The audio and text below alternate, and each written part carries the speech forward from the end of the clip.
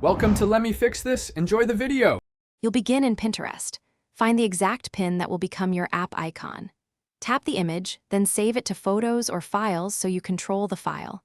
Make sure it's square. App icons use a 1:1 ratio for consistent rounding and masking. Once saved, check the resolution. About 1024 × 1024 pixels prevents blurring. If the pin is part of a board, note its name for later reference. Now switch to your device's shortcuts or launcher. We'll turn that image into. You'll use shortcuts to map the saved Pinterest image to the app. Create a new shortcut, add the Open App action, and select the app you want to launch. Next, tap the three-dot menu, choose Add to Home Screen, then tap the icon thumbnail to replace photo and pick the Pinterest image from Photos.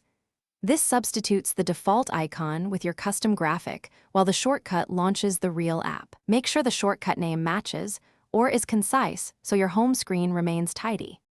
Finish by positioning the new icon where you want it, and if you prefer, move the original app to the app library to avoid duplicates.